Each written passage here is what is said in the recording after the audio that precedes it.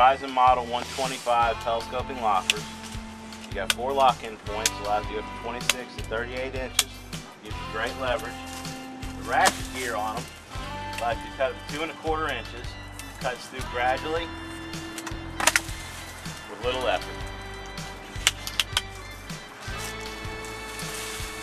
Fantastic. That'll take you 10 minutes with a saw.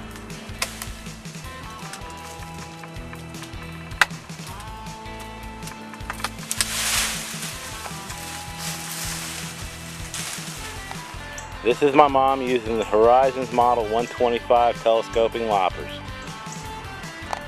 Alright Mom, just squeeze them together till they stop. We'll let it open up to the next gear. Squeeze them again. There you go. This is actually fun.